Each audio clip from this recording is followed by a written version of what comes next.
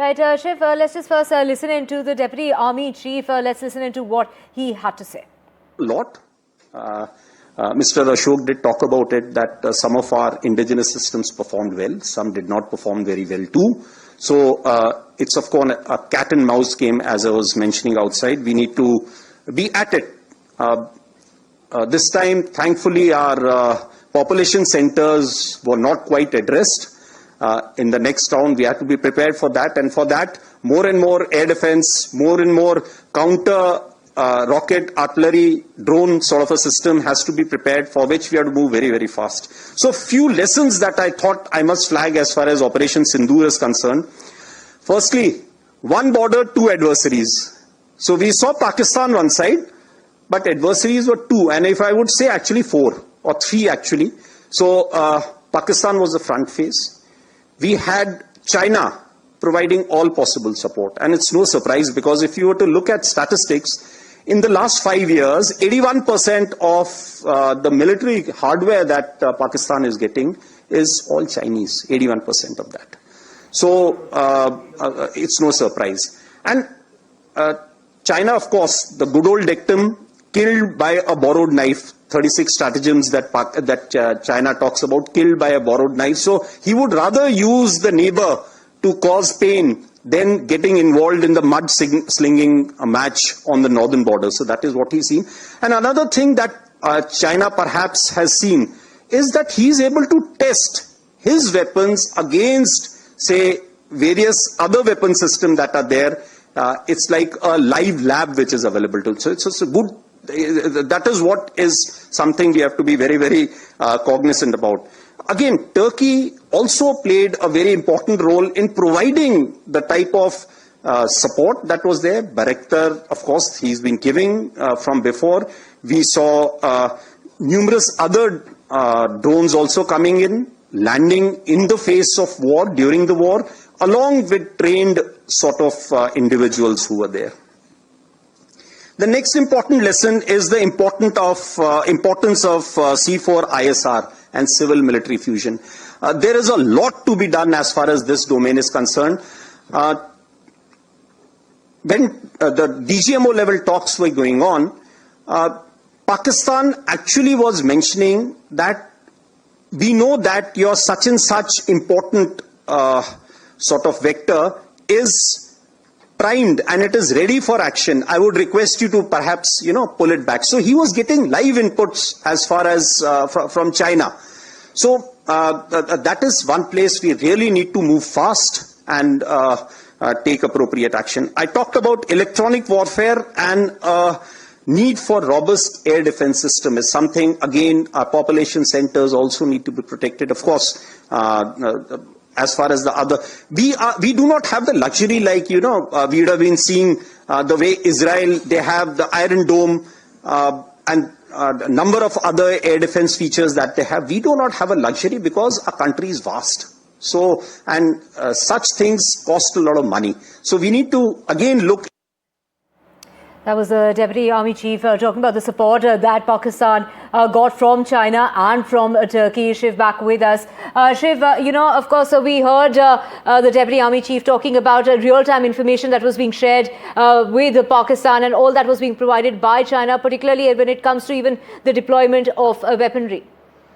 This is a huge statement coming in from the Deputy Chief of the Army Staff. If we've listened to everything that Lieutenant General Rahul Singh has just said, he has called Pakistan a weapons laboratory of China. This is the first time that the Indian military and the Indian establishment has called out the Pakistan-China nexus explicitly in the context of Operation Sindoor. Remember, so far the government has been tentative about drawing China into directly, even though that has been an open secret, like I said. But this is the army detailing with a great deal of granular detail the active role that China has played in this entire Operation Sindoor. Now, look at the words that have been used by General Rahul Singh. He says, Pakistan was like a live laboratory for Chinese weapons. The implication of this is not only, and this is my inference, that Pakistan was using Chinese weapons, which, as we know, almost entirely failed to do their job and stop India's offensive,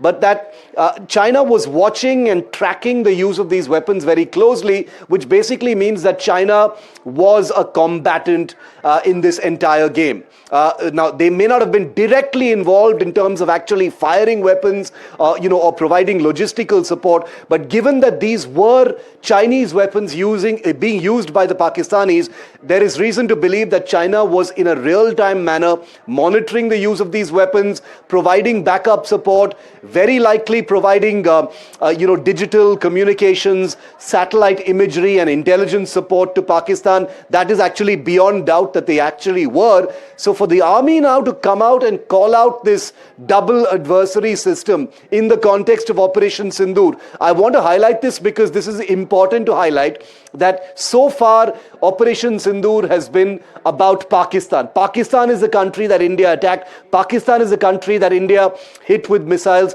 Pakistan is a country whose airfields were destroyed by Indian BrahMos and other weaponry. But it was Chinese weapons that failed to stop all those attacks. And therefore, China's direct involvement in Operation Sindoor, the fact that they had a very real skin in the game, is being called out today by the Indian Army's deputy chief, who has not only detailed what precise way China was involved in all of these operations, but also implied that China was looking at this as a larger experiment to see how well their weapons actually perform. And I think the news is very, very bad for them. But this is important to note that India is calling China out explicitly on this. Right, Shiv, well, India countered not just Pakistan, but Pakistan-China nexus is what the army, the deputy army chief has gone on to say. But even, what was really highlighted here was the advantage that Israel has when it comes to conflicts, and something that, we don't have. Well, he was talking in the context of self-reliance and weapons that, the entire made in India aspect as far as weaponry is concerned. This has been an extremely crucial, very significant, meaningful aspect of Operation Sindoor, which is that many of the weapons that India used to target Pakistan, including the BrahMos, including the Akash air defense system, are all built right here in India. Many of them designed and manufactured right here in India. So the self-reliance aspect is what General Rahul Singh was talking about in the context of comparisons with Israel. Israel is another country, remember, that builds all of its weapons, exports many of them. Some of them are used by India as well. But the self-reliance aspect continues to be one of the biggest biggest takeaways and learnings as far as Operation Sindoor is concerned. Obviously, the comparison with Pakistan is real and meaningful because Pakistan is a country that builds almost nothing itself, certainly doesn't design anything itself. All of its technology is basically Chinese. 81% of their weapons, which is ludicrous, is of Chinese origin or with Chinese help.